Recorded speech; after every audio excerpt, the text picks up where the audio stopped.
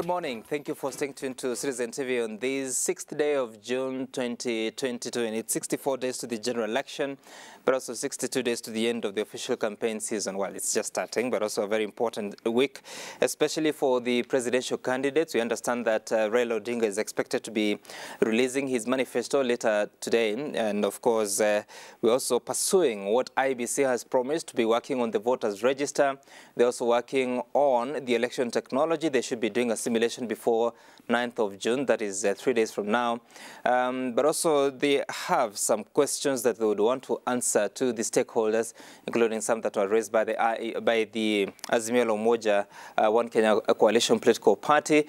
We'll be talking about that and more, but let me first introduce the panelists here in studio. We have Javas Bigambo, who is a governance expert. He's also a lawyer. Good morning. Good morning. How are you? And great to see you. And you have Advocate Elias Mutuma here. Good morning. Morning to you, Sam. And thank you for having me. What more should you add to your... That's enough. All right, we're still expecting Professor Karuti to be joining us shortly. He is a lecturer at the University of Nairobi and also a governance expert. He teaches development studies. As soon as he's here, we'll be able to bring him on board. And of course, as we get to dive into the conversation about the promises, converting promises, political promises into a manifesto that can actually be actionable should either of the candidates win the election. If you look at the papers this morning, on the Daily Nation, you see that it's a race like no other, is what they are calling it. The political posturing between Ruto and Raila is a game of smoke and mirrors that pits claims of incumbency against two men whose pasts are poles apart. One was shaped by the Moi State House, while the other was detained by that regime.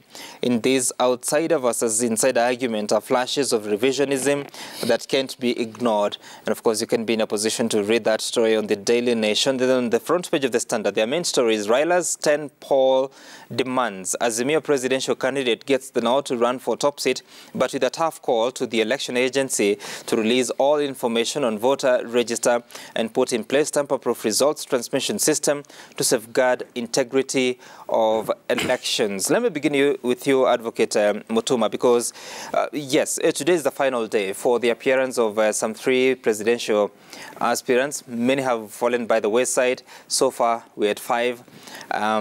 If the 3 that are to appear today are clear, then we'll have a total of 8. If they don't, then we'll see how many. But what do you make of that process? Because it's been, we've gone through the party primaries, we've gone through the picking of presidential candidates, their running mates. Now they're cleared, they have become candidates, now getting to the field.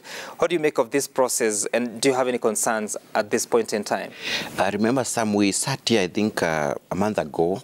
I think we were still in this panel with my brother, and there was a worrying concern on the number of people who had expressed interest to vie for the position of the president in this country, because that would have presented a logistical nightmare for IEBC to even manage that number of candidates. Number 2, remember that the Constitution has also put very stringent mechanisms to protect candidates, including if one of them, by any chance, was to die, then we postpone the election and then we start the process afresh. So I think IEBC's measures of ensuring that only credible and the most serious candidates make it to the ballot is much welcome, because then it makes it very easy for them, you know, to be able to manage the process. And that's why most of them have fallen by the wayside, because really, if you cannot gather 48,000 signatures, then what business do you have even purporting to run for the top office? I think IEBC has put their foot down. We have seen that some of the candidates have tried to, you know, persuade them or manipulate them to, you know, relaxing the rules. But Chebukati, I think, he's put his foot down and ensure that the rules are followed. So I think so far, so good. I think we are seeing at least a chairman and an electoral commission that is decisive. Okay, yes. Decisive, you call it. And one of those that have been affected, I think you've worked with him. Yes. That is Dr. Ekuru Aukot. Yes. I don't know why you didn't advise him accordingly this time around. I may not want to comment much because he's still my client on that issue. He might seek my advice on the same, so I'll just pass. So you did there. Javas, talk to us about what we are seeing now and what we should be concerned about based on What has gone on? Well, first, we know that the constitutional test for a free and fair election is a process issue and not an outcome issue. And from that kind of understanding or background, we must appreciate that the work that IEBC is doing to try and ensure that all the requirements of the law are met, as provided for particularly in sections 22 and section 23 of the Elections Act, is part of that which leads to a leveled playing field, a free and fair election, at least per stages. And one of the stages is the clearance of the candidates.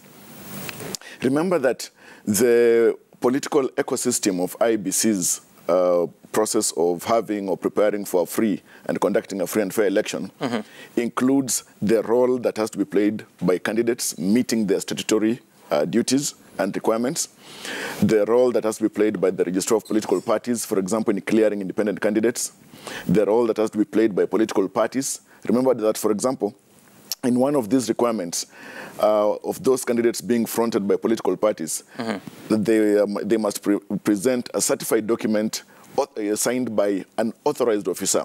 So the political party also plays a very critical role, as well as now other actors such as citizens, etc., in the participatory process. Without which, if, for instance, a candidate is cleared, in the case of my relative Mutuma's client, who does not have the requisite 48,000 signatures, then will that candidate be deemed to be a proper participant in that election? The answer will be in the negative. So this process is part of the string of events that leads to a free and fair election, much as there are other concerns arising. Now, for example, an issue that Brother Mutuma has spoken to, one wonders, for example, why and how come some other candidates, especially those that were, say, independent, expressed interest to contest in this election, yet they knew or possibly assumed that they will meet all the requirements. I remember a case, I think the week that's just gone, where a presidential candidate had a running mate who did not have the required certification or certificate to be presented. All these issues are very necessary to be thrashed out right now. Well, of course, with regard to matters concerns, we are aware about questions that have arisen on the part as presented by various non-governmental organizations or civil society organizations, about 9 of them. Right. And they are related to the manner in which IEBC is prepared to conduct this election. We had His Excellency Honorable Raila Odinga as well, speaking to the certain concerns about the preparedness and the need to have assuredness or assurance on the part of IEBC that they will conduct a free and fair election and that they are prepared for it. Every citizen desires to have the IEBC prepared, because if at all some of the concerns raised are issues that began or became a concern in 2013, remained a concern in 2017, remain now a concern in 2022, then the issue of preparedness on the part of IEBC is not just a question of a national concern and shame. It is also a shame in a democracy such as ours that has tried to do everything, including using pieces of legislation to get ready to get that body ready to conduct free and fair elections. And let's listen to some of the things that were said at the Bomas of Kenya yesterday as Raila Odinga was getting cleared by the IEBC and what Wafula Chebukati, the chairperson and the returning officer of the presidential election, had to say. We have confidence that the IEBC has got the capacity to conduct free and fair elections. We therefore would like to urge you to live by the script and do exactly what the people of Kenya expect of you. We have an open door policy. We'd be happy that we engage even on daily basis. We don't want to hear things from your campaign rallies about the referee. Please come, we talk. All right, that is Wafula Chebukati, of course, talking about if you have any issues, you go to the chairperson and the commissioners to resolve. But also, it's quite a development. The last time I spoke to you on set, you told me that Raila Odinga should choose Kalonzo Musyoka and not Martha Karua, that Martha Karua was actually a right candidate in a wrong election. Well, a very interesting historical perspective there. Now, the thing is this. I said that if Azimio will want to conduct the election on the basis of democratic reforms and that part of history, then it will be a very faint ticket, but in a wrong election. Remember that the concerns of citizens of Kenya in this election are a bit different from the arguments that initially were about the Martha Karua Raila Odinga ticket. Now, for example, they've used much of the time to discuss about the gender agenda in this election. I think it's fine. It has stirred up national and even regional debate. But let me ask you, if they were to stick on the argument of gender, will it bring in the votes that they desire?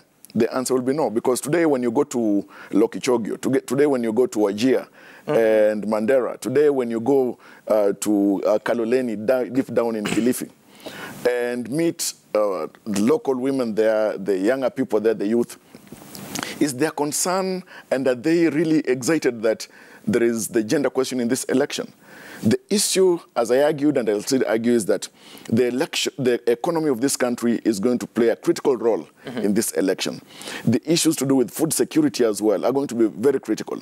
If at all, in the argument by Azimio, which would be a very fine argument, they say that the concerns of women in this country will be shaped by the lesser lenses of Martha Karua, who must appreciate, or who appreciates, that climate change, for instance, affects women more than it does men. Then it's an argument that many women, whether they are educated or uneducated, middle class or not, will want to buy and want to listen to. And so it remains a ticket which can and will be challenged by the manner in which they shape their arguments. And that's why today, as they will release their manifesto, every observer will begin to see what is it that they are promising that will be very different from what other candidates have promised before. Now, as I sit here with the benefit of a very sharp memory, I recall how dramatic the Jubilee manifesto was in 2013. In fact, no party has ever presented a manifesto in such an exciting and dramatic way as Jubilee did in 2013. But of the Jubilee manifesto, exciting as it was, how many things were implemented in that manifesto? The promise of a technology world in Kenya, the promise of free laptops in Kenya, have they been implemented? When we look at all these things, remember when they had a promise of food security, and then we ended up having the Galana Kulalu scandal, then tells you that political parties may have lofty ideas for implementation for purposes of exciting the masses. But when it comes to implementation, they face an uphill task. In fact, I can tell you, and you can fact check, that on every critical pillar that Jubilee presented their manifesto, there was a scandal in that pillar in the lifetime of Jubilee. Wow. and of course, so the question is, because you said the economy is what is defining this race. It is. Actually, the economy is defining this race. Right. So what credentials do you see in the tickets? Because so far you have 5 presidential candidates. It's Walter Mong'are. Let me just give you the list of those tickets. Walter Mong'are is running with Rachel Mwakazi. George Wajakoya is running with Justina Wambui Wamae. David Maoro Wahiga is running with Ruth Mutua. William Ruto with Rigathi Gachagua, Raila Odinga with Martha Karua. What in those tickets represents a real focus and a qualification to deal with the economy? So far, objectively speaking, Raila Odinga and Martha Karua and William Ruto and Gachagua have discussed issues to do with the economy in a very elaborate way than any other of the candidates, in a manner that nearly many members of the public can recall. However, a number of these ideas about the economy and how they will shape it are a bit fluffy. For instance, when you listen to, say, Raila Odinga say that we shall build industries, which specific industries are these? Where will they be located? And how will his administration pay for it? If, for example, Deputy President William Ruto says that we shall have, or build SMEs and have 100 billion shillings kitty, where will they get this money from? How will they cater for it? Because what Kenyans must ask every or each of these presidential candidates is that for every project that you're proposing, how will you pay for each of them? Because unless we ask these questions, if somebody just says that I know how corruption happens... We'll get back to that, yes. Because I was asking, because you were saying yes. That if we were in a reform mood, yes. then the Karua addition to the Odinga ticket would be so powerful. And I'm asking if the economy is the issue here. Which of these represents an economist or an economic Both tickets, I think, are making argument and shaping arguments. Personal qualifications and credentials. Now, let's face it. If it's a question of personal credentials, now, Martha Karua, for example, being a running mate Raila Odinga in the Azimio, has got, a crisp, curriculum vitae with regard to matters, rule of the law, matters to do with accountability, and she has spoken sharply on that. Raila Odinga as well, he has spoken and worked so hard on matters to do with democratic and constitutional reforms. Now, that ticket sounds impressive or seems impressive. But I think looking at the history of persons who have not been heads of state or in the presidency alone may not give me the excitement that I may need or any Kenyan. Because look at it this way. There are some very sharp and brilliant individuals who have been in the civil society before. When they got into power, they were linked to corruption scandals. So for me, the issue of credentials alone in their past will not excite me or anybody, any of these tickets, that now we are sure there will be no scandals in the administration. Okay, Advocate Mutuma, what is your comment about the tickets as we see them? And of course, like he says, even the opinion polls that we've seen, it's a race between Raila Odinga and William Ruto.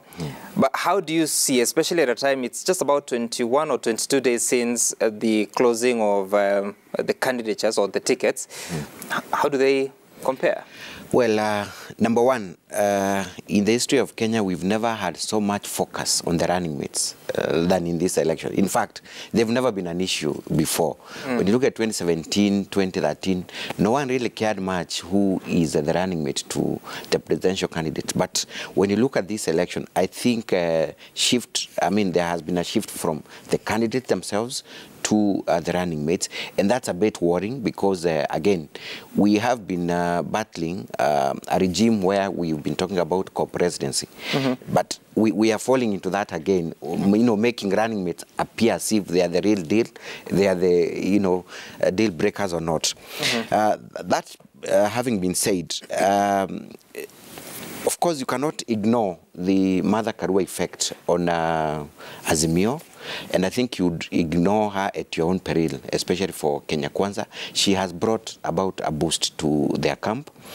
But then the question is whether they will be able to sustain that all through to the elections. Because a day in politics, especially in Kenyan politics, is quite a lot. My prediction is that William Ruto has been quite ahead of Azimio before. Then came Martha Karua, and seems like Martha Karua has brought about, a lifeline to Azimio. But then I am also predicting as an instance where now Kenya Kwanza will retreat and, find mechanisms of dealing with the Martha Karua entrance, so much so that they will want to dilute the gender issue, so that we do not make this election about gender, but agendas. So in the coming days, I expect to see real issues being discussed. And I think it's good for citizens because for the first time, we are shifting from the usual rhetorics of politicking, and we are now discussing real issues. What is it that your camp is bringing to the voter? And that will ensure that we have the right person. So however this election goes... You've answered half of the question. Yes. So what effect has the choice of Rigathi Gachagua's running mate done to candidate William Ruto? Well, there has been talk in town. I think it's clear that maybe he was not the best candidate. But then you would ask yourself, what is it that William Ruto was looking for? Because William Ruto is a seasoned politician, and I don't think you're capable of misadvising William Ruto. I think he has a hidden card and that's why I was getting at, maybe he just, they fell into his trap, unveil Martha Karua, but in the near future, maybe we are yet to see what Rigathi's candidature would mean to William Ruto. Wow. Javas, what do you think? How do you see the ticket, Ruto, Rigathi? Well, in terms of personal abilities, still, Rigathi seems to be a more shrewd grassroots mobilizer than Martha Karua. And I think he's best equipped to handle the dynamics of the Central Kenya local vote, ordinary vote, the hustler vote. And I think he is able to handle it perhaps with more shrewdness than Martha Karua. Now, the only thing is that while Rigathi is organized when he's on the set to discuss critical issues, he can discuss issues with the sharpness of mind.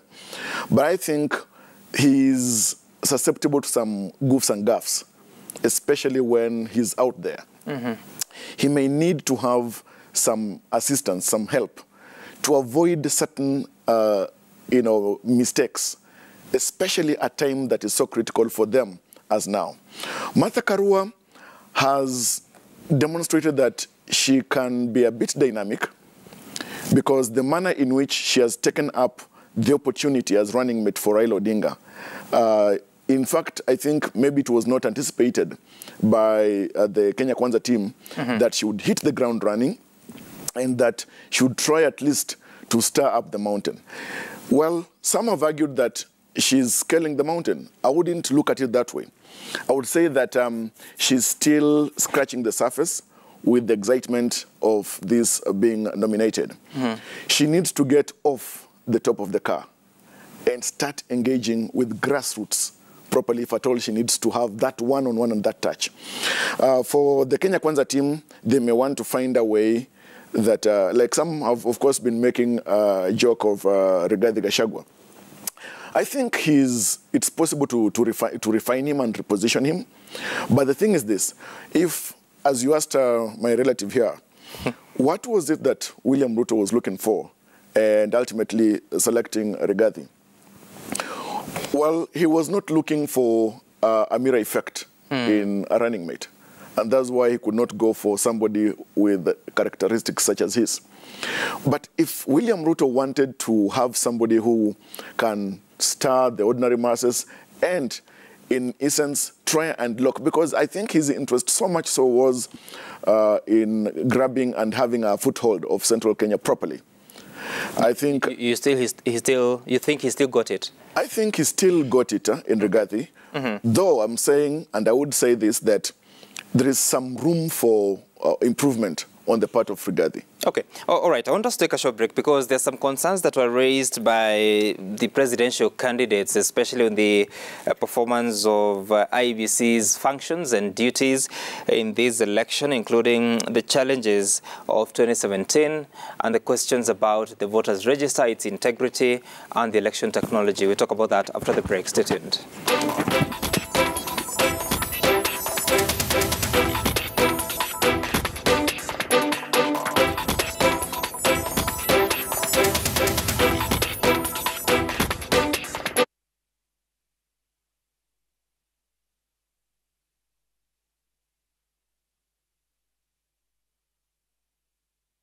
Collect fare kwa boda au matatu ukitumia ViewPay cashless na uqualify for bima ya 100,000 shillings pamoja na medical cover ya 20k na permanent disability cover ya 100k kwa 5 bob pekee. Dial *236# today to start using ViewPay cashless.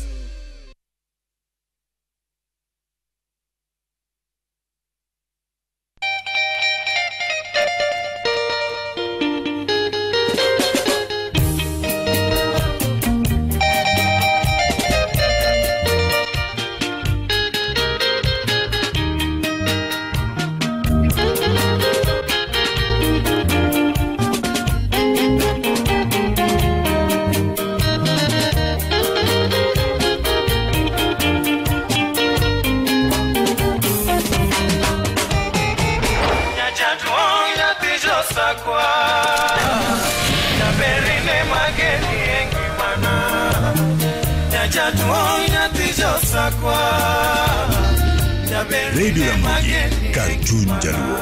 Radio Ramogi.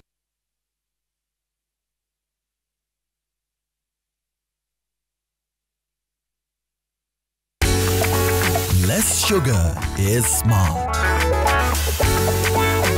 Zero sugar is smarter. Festy Zero, the only sugar-free bread in Kenya.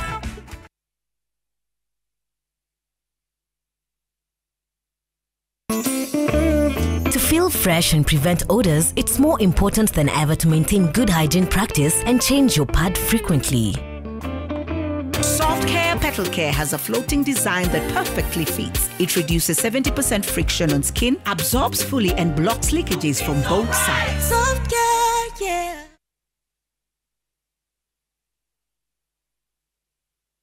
Ukiangalia chuma ya dosi, oral section ya kawaida. Kama ni 1 by 1, ni 1 by 1.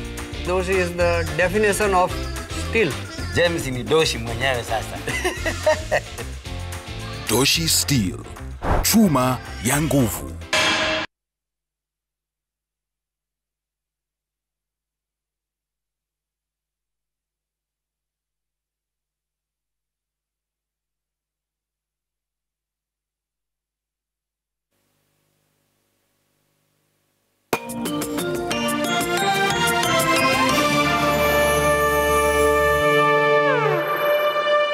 Is the preliminary report by the audit firm ready?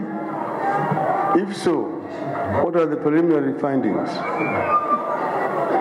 2. When is the draft final report of audits of register of voters expected?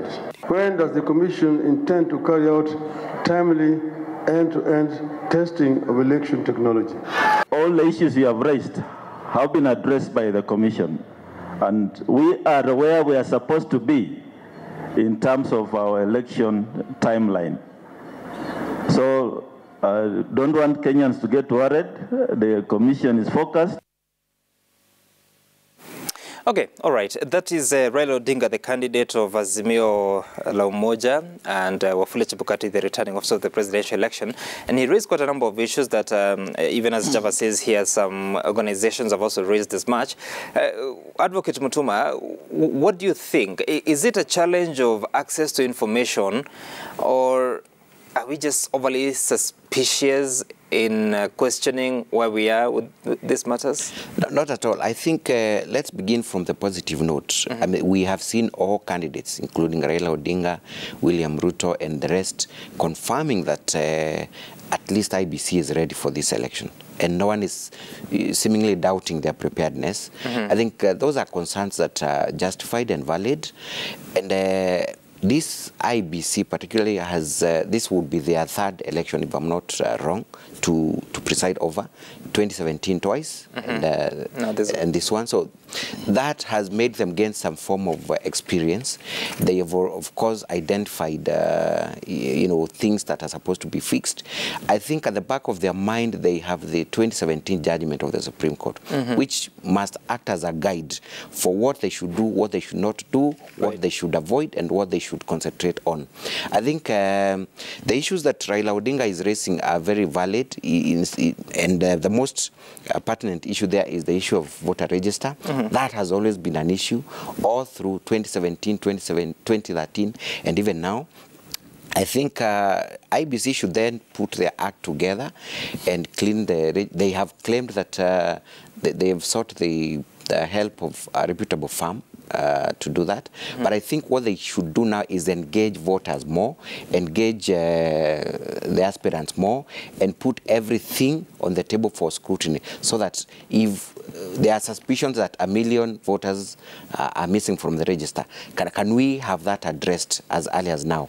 Can we have people being given an opportunity to inspect that register as early as now and confirm and allay all these fears? You said there's suspicion that 1 million registered voters are no longer on the register. What gives you the confidence to say that? No, it is not. Those are not my words. Those are words of one of the aspirants, William Ruto, last week when he was meeting. I think the EU diplomats said they are suspecting that a million voters have been removed from the list. I don't think that is an allegation that can be taken lightly. And IBC should just come out clear and say, look, this is... Do you think it's a possibility? There is nothing that is an impossibility during election period, and there could be some explanation as to why 1 million people are missing from the register. That's why I'm saying all IBC needs to do is come out clear and explain and give people an opportunity. We spoke to IBC, I think it was on Thursday, and they were saying that for you to delete any detail, there has to be you have first of all to have access to the system. Then secondly, to delete a detail or a record, you must have an accompanying document that supports that. But also we saw some work that is going on at the Bomas of Kenya. Remember the controversy about transfer of voters? Yes. They are verifying that every transfer of the 1,019,000 that has been conducted since 2018 to now was supported by the documentation. So does that allay the fears? I don't think deleting is the right word. What was said is that they are missing from the register. So what led to them missing from the register is what we should be interrogating. Because when you talk of deleting, it means then there is deliberate efforts to remove someone from the register so that they do not vote. But if there is anything but are they missing? You said that you need to find out why they ended up missing, but are they missing? And the custodian of this register is IBC. All right? They knew the number of people who applied to be registered. They have those records. If those allegations are there, there is nothing as hard as them then bringing this register for scrutiny. And the law provides that IBC must publish the list of voters and allow voters to scrutinize and inspect the register. I think what I'm asking is because we're in that season, the politics that will also inform the conversations. Yes. So if you claim that 1 million names are missing or records are missing, has anyone complained that their details are missing from the register? That's why I'm saying the onus is on the people who are complaining, right? Number one, to present, basic information to help, a lead for IBC to be able to follow. And they'll be asked, you're talking of 1 million signatures. Which regions, for instance, which persons have come to say that we indeed were registered voters, we are unable to find our names in the register. Then if that is presented to IBC, IBC has an obligation to go back and check and ensure that that issue is addressed as early as possible. Javas, what do you make of these questions that Raila Odinga and some organizations are raising? But also, how should we treat, especially when such a serious issue, now the EU diplomats is something they have on their notes. We don't know what they're going to do with that. But how should we treat this in the next 64 days?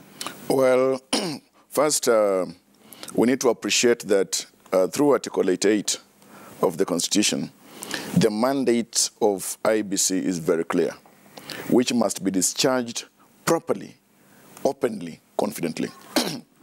Secondly, to succeed in having a free and fair election, Article 86 of the Constitution provides the clarity of the manner in which an election is supposed to be conducted.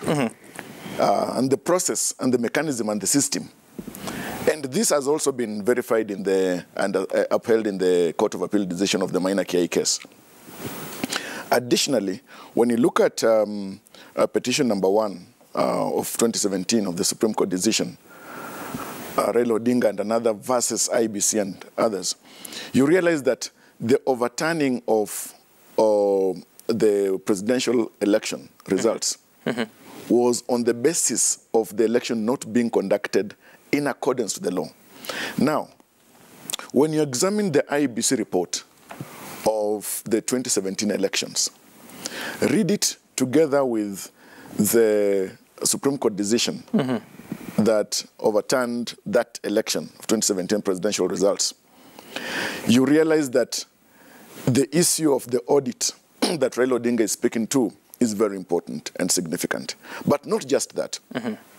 The 10-point issues raised by the civil society about possible unpreparedness of IBC, issues to do with the procurement of equipment, issues to do with test running, all All these things are very, very important. Now, the other concern, for example, as raised by DP Ruto, that it's possible about 1 million voters are omitted or missing, if you like, from the voters register. While, of course, that information about the state of the voters register can be availed to all actors, all participants in this election, once the thorough audit is done, and the verification can and should be done, as always. It puts a sharp spotlight on IBC. It cannot be that IBC is unprepared or accused of being unprepared every election, every general election. Is it possible that IBC can always be allaying all these fears in good time? Because the room for these blame games should be closed. And it can be closed by the umpire itself, the statutory body that's IBC. Now, Wafula Chebukati, the chair of IBC, has indicated that they have got an open door policy and anybody can walk in. I am sure he's not trying to invite about 22 million voters into the IBC offices. I am sure he does not intend that. And because it's impractical to make such invitation, it is necessary then to make clarity of all these concerns in good time. Right. This confirmation of a voter register that is in place, the issue of the preparation, the issue of the kind of system that will be used, is something that must be confirmed and assured to all parties, to all candidates, way in advance. Because failure to that, then these silent questions start emerging, accusations and counter-accusations start emerging, credibility stones being thrown at IBC, which at times some of them may be just perhaps frivolous.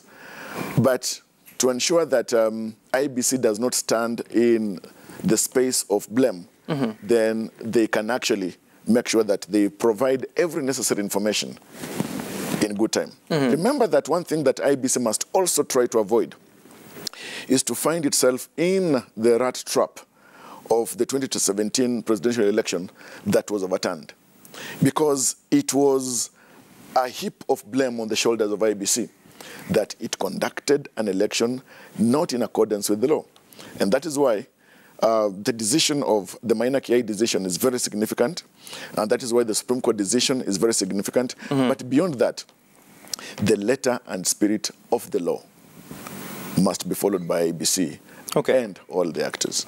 Okay, all right. I want us to also listen to what Deputy President William Ruto said while in the company of IBC team at the Bomas of Kenya. Watch. Kenya Kwanza has confidence in the Independent Electoral and Boundaries Commission. We are confident that you are up to the task.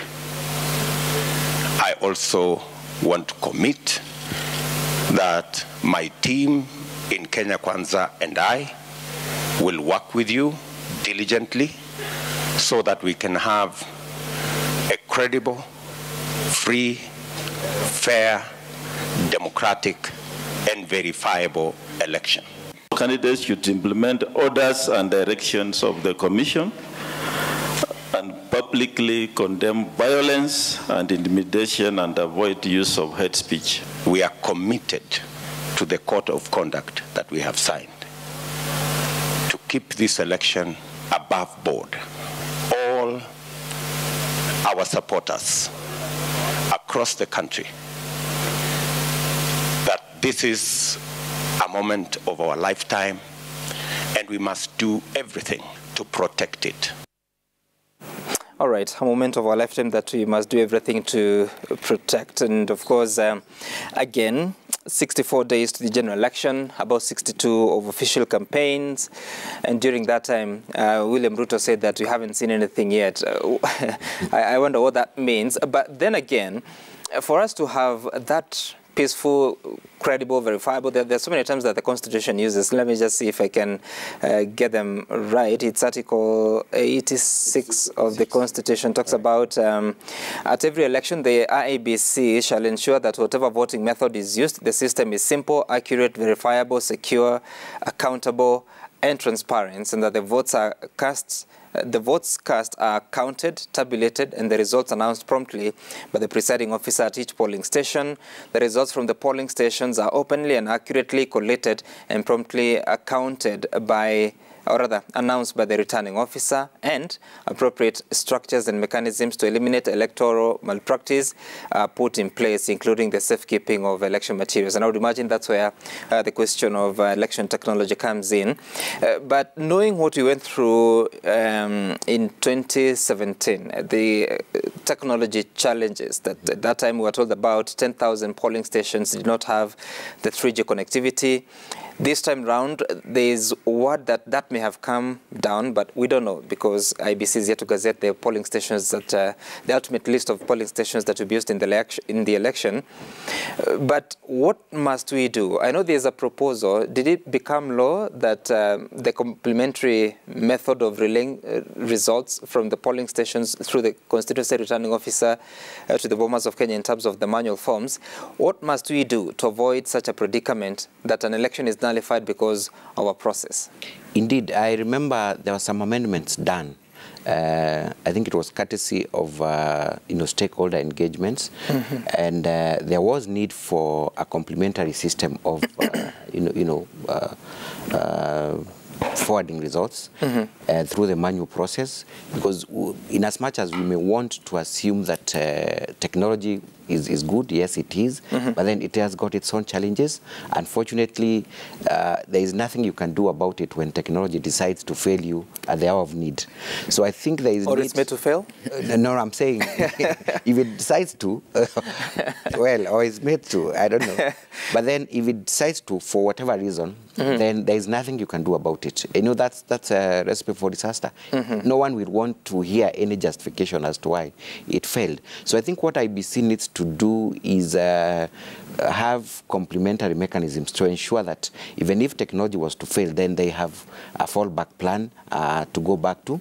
It is also not in doubt that in the year 2022, our internet connectivity is much better than it was in 2017. So I think we should take advantage of that as well. So if IBC is able to create, a credible complementary mechanism, then I think that would help us quite a lot.